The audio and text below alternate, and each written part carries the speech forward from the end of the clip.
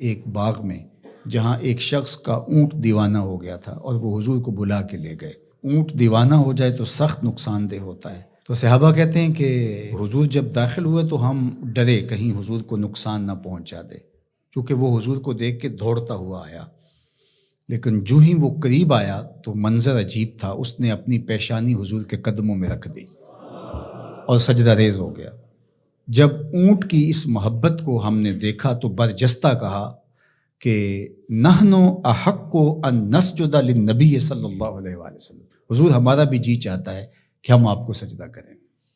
تو جب آقا کریم علیہ الصلوۃ والسلام نے صحابہ کے اس مطالبے کو سنا تو فرمایا کہ اگر اللہ کے علاوہ کسی اور کے لیے سجدہ روا ہوتا تو میں بیوی کو حکم دیتا کہ وہ شوہر کو سجدہ کرے۔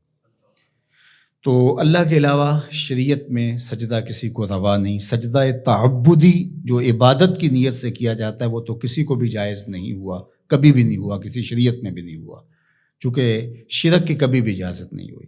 لیکن جو سجدہ تعظیمی ہے وہ پچھلی شریعتوں میں جائز تھا، لیکن اس امت کے اندر اس کے بھی روک دیا گیا تاکہ اس کا راستہ ہی بند کر دیا جائے۔ ایاک نعبد و ایاک نستعین،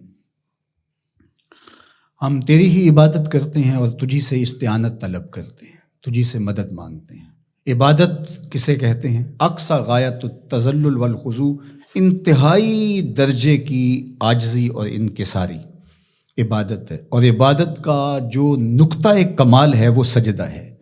سجدے سے بڑھ کر عبادت کا کوئی روپ نہیں ہو سکتا، اور بندے کو سب سے زیادہ قربت رب کی سجدے میں ہی نصیب ہوتی ہے۔ تو ہماری عبادتیں اللہ کے لیے ہیں، اس لیے بندہ اس کے حضور کھڑے ہو کر کے عرض گزار ہوتا ہے کہ مالک میرا سر تیرے حضور جھکے گا۔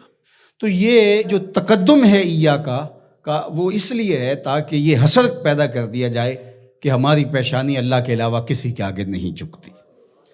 اچھا، اب یہاں ایاک اعبد بھی تو ہو سکتا تھا، لیکن نعبد ہے، اس لیے کہ بندے کو یہ سکھایا گیا کہ اپنی عبادت پہ ناز نہ کرنا، اپنی عبادت کو صالحین کی عبادت کے ساتھ جوڑ کے پیش کر، کہ مالک جس طرح تیرے بندوں کے سر تیرے حضور جھکے ہوئے ہیں، میرا سر بھی ان کے ساتھ تیرے حضور جھکا ہوا ہے، ان کی عبادت قبول کرے گا تو ٹوٹی پھوٹی شکستہ عبادت میری بھی قبول فرما لینا۔